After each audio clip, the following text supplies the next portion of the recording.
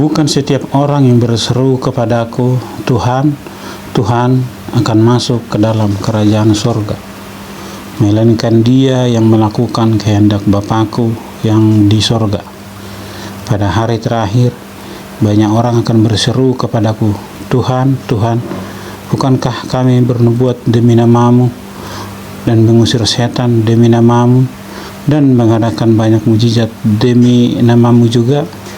Pada waktu itulah aku akan berterus terang kepada mereka dan berkata, aku tidak pernah mengenal kamu. Enyahlah daripadaku, kamu sekalian pembuat kejahatan. Firman Tuhan, Matius 7 ayat 21 sampai 23.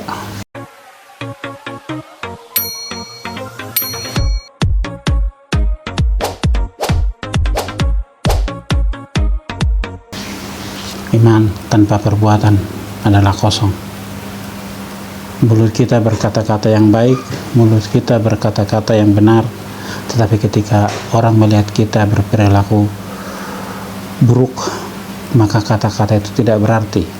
Nasihat itu pun tidak akan didengarkan. Iman tanpa perbuatan adalah kosong. Kita mengatakan Tuhan, Tuhan, tapi kita tidak mampu menunjukkan, kita tidak mampu memberikan bahwa Tuhan yang kita sembah itu adalah Tuhan yang baik, Tuhan yang pemaaf, Tuhan yang pengampun. Karena kita tidak mengampuni sesama kita, berarti orang akan melihat bahwa kita menyembah Tuhan yang salah. Maka iman tanpa perbuatan adalah kosong. Pada hari terakhir banyak orang akan berseru kepadaku, Tuhan, Tuhan, bukankah kami bernubuat demi namamu dan mengusir setan demi namamu dan mengadakan banyak mujizat demi namamu juga? Ya, benar. Segala mujizat terjadi sekalipun engkau tidak percaya kepada Tuhan. Karena apa? Nama Yesus adalah nama di atas segala nama. Dan setan pun bergetar, setan pun gemetar mendengarnya. Tetapi kami bernubuat demi namamu, mengusir setan demi namamu. Ketika engkau melakukan itu, ketika manusia melakukan itu, dia membanggakan dirinya. Dia menduakan Tuhan. Dia memakai nama Tuhan supaya dia yang dipuji, bukan Tuhan. Ya, akan terlihat sikap orang-orang seperti ini. Ketika mereka tampil di rumah-rumah ibadah, mereka akan berteriak dengan suara yang kencang, berbicara tentang Tuhan dengan suara yang kencang. Tetapi ketika mereka tidak mendapat hormat, mereka akan marah.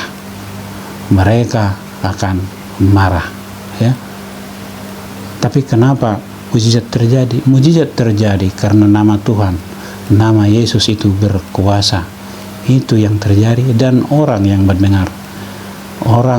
mendengar mempercayai itu, maka mujizat itu terjadi. Bukan karena engkau yang menjadi jalan, atau bukan karena engkau yang mengatakan sembuh di dalam nama Yesus, engkau sembuh, maka orang itu sembuh.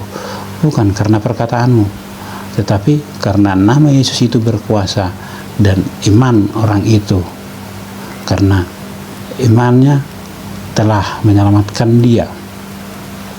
Tetapi ketika semua mereka yang melakukan ini, yaitu yang bernubuat ini, yang mengadakan mujizat ini, mengusir setan ini, mereka memuji diri, mencuri kemuliaan Tuhan, ya. Mereka mencuri kemuliaan Tuhan, memanfaatkan semuanya itu untuk keinginan pribadi mereka. Nah, disinilah Tuhan berkata,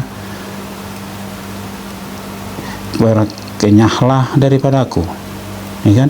Pada waktu itu aku akan berterus terang kepada mereka dan berkata, aku tidak pernah mengenal kamu. Enyahlah daripadaku, kamu sekalian pembuat kejahatan. Sekarang banyak orang merasa dirinya paling benar, ya. Ketika dia membawakan firman Tuhan, ketika dia menjadi pemuka agama, dia merasa dialah yang harus dihormati, ya. Dia menganggap dia harus dipuji.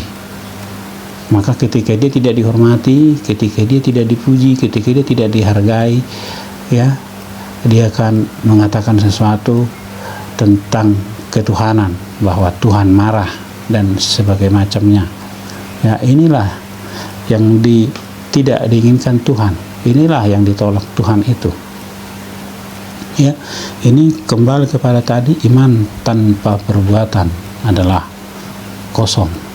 Ya, jika pemuka-pemuka agama, jika pemberita-pemberita firman itu memberitakan tentang firman Tuhan, mestinya merekalah yang nomor satu menjadi contoh bagaimana sesungguhnya firman itu hidup, bagaimana sebenarnya firman yang diberitakan itu, seperti apa sikap satu pernyataan Tuhan, satu firman Tuhan adalah mengasihi. Apa itu mengasihi? Yaitu mengampuni. Ketika kita mengasihi seseorang, berarti kita mengampuni setiap perbuatan yang salah. Mengasihi seseorang, kita menegur, tetapi kita tidak perlu menghakimi. Nah, itu dia. Itu bukan hal yang mudah. Itu adalah satu hal yang sebenarnya sulit. Karena itu Yesus dan Yesus harus hidup di dalam diri kita.